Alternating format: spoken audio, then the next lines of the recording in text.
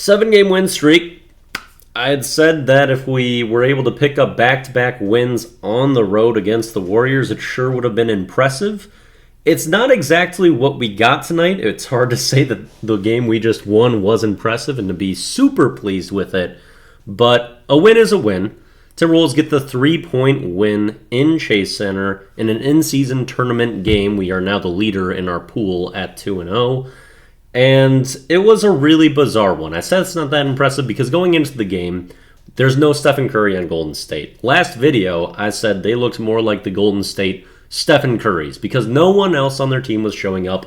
They'd been in a slide. They're now on a 4-game losing streak after the loss tonight at 6-6 in total. Timberwolves now on our 7-game win streak, 8-2 in total. So they go into the game, no Stephen Curry. I'm like, they're going to have no shooting. This is going to be real rough. They bring in Dario Saric into the starting lineup to have a shooting big on the court, which would be a great decision by Steve Kerr. He would have a good game, 21 points in this one.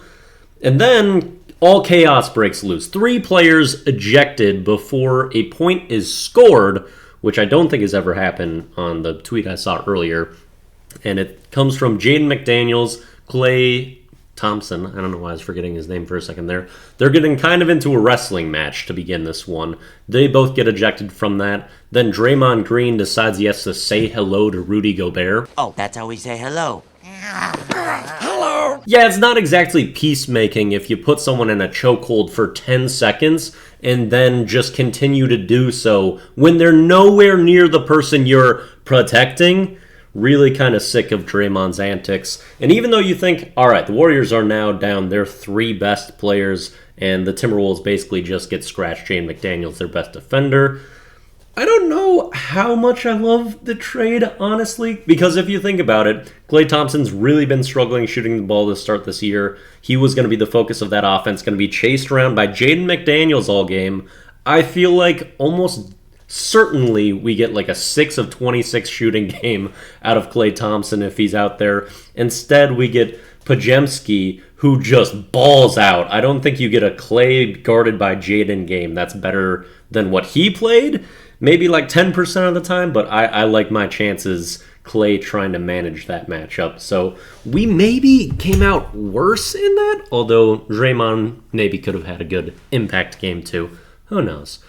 Anyway, it kind of threw off the entire energy of this game, and it was just like hard for people to get back into basketball, it almost felt like, at least from the Wolves side. They were pretty distracted. The Warriors go out in front immediately, and their crowd is all hyped up and out for blood, and so they jump out to the early lead. Podziemski, as I mentioned, was hitting plenty of shots, and the Timberwolves offense was extremely stagnant for a long time. Additionally, turnovers were a huge problem. Especially Anthony Edwards was never very good in this game. Extremely ult on his passing, which was something that really spread throughout the team. Also would be the case with Karl Anthony Towns with his passing, but he was the savior of this game. He was kind of the adult of the team, it felt like. So many big buckets through the entirety of the game, which I point out with Kat all the time. It feels like he has the dormant quarters. That was not the case. He always showed up consistently in this one and in the clutch. Fourth quarter, 3-point barrage. And outside of some poor outlet passes and other turnovers, he was so good for us, despite us again putting him in horrible positions a lot of the times. I'm so done with the Karl Anthony Towns wing ISOs on the perimeter. Like, if he's being guarded by Gary Payton, who's one of the most ferocious perimeter defenders in the game, I don't want him dribbling. I don't want him doing anything on the perimeter against that guy because I don't have confidence with anyone being guarded by GP2. So if we're gonna use Cat, put him in his best spots where he is elite, top of the key, center of the court if he's gonna be on the perimeter, and if you get him down low, get him genuinely down low, not in the mid-range where he's gotta crab dribble 4 times, get doubled, take way too long to make a decision. It's either a turnover or a stalled possession. We got to figure out how to use him properly. It shouldn't be complicated. Chris Finch has figured it out before, but we backtrack and fall back into these horrible habits time after time. But Karl Anthony Towns overall, holy did he help this game. thank you for that win. We don't get it without him tonight. Because it felt like a lot of people got mentally impacted by the chaos of this game and did not perform up to their standards. Naz Reid, although he would have a good first quarter scoring the ball, then began to foul extremely frequently, picked up a technical as well, although he said he was yelling at Anthony Edwards and he got teed up for that, which was strange. And I already mentioned Ant's struggles as well, and the team just couldn't really fully pull it together. It felt the entire way through, although they finally did within like the last 2 minutes. Also, shout out Minnesota Mike with only 1 turnover in this one and a high turnover game, 8 assists. Also basically hit the dagger with a big time 3 to put the Timberwolves up by 4 points with about 8 seconds left off of the kick from Anthony Edwards.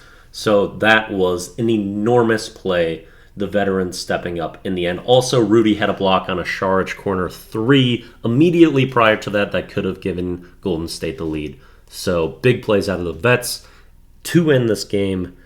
That was chaotic, pretty painful and frustrating overall. Also, I didn't talk about Rudy. One more point about him.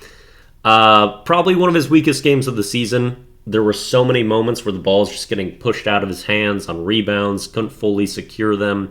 And I thought that he just kind of got bullied through a lot of these quarters. Also, I mean, he was put in a chokehold through the first 2 minutes of this game, so maybe a little bit of lenience on that.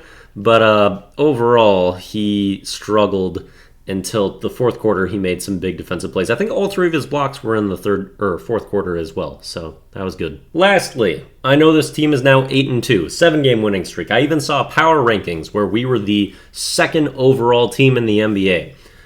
Don't buy into that. Just, I know we want to be optimistic. I am too, but temper expectations.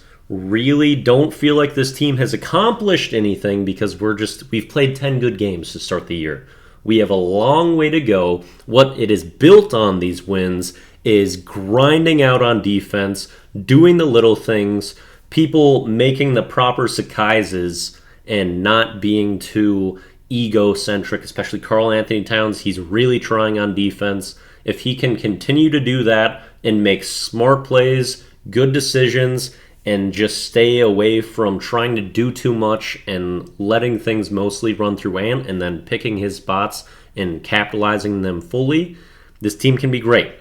If we start patting ourselves on the back, listening into some of the hype, things can seriously go south. Anthony Edwards, Western Conference Player of the Week last week, first time in his career, kind of drops a dud first game after it. I'm not going to say that there's a link there, but I just don't want us to hear the praise and feel the success and for these things to fall off, because that can happen instantly. I think humility will take this team a long way, and I want us to keep that. And this team has so much to figure out. So I would not say that they're the 2nd best team in the NBA. We've got a damn good defense. We've got a superstar with Ant. We've got a lot of other talent surrounding him, and we can be incredibly good. But our offense is still a mess. The late game executions, question marks. We have stars and significant players that have foul trouble frequently. And there's plenty of issues, plenty of things that we need to figure out still. So just let's calm. Let's be happy. Enjoy this. Minnesota sports doesn't get this good frequently.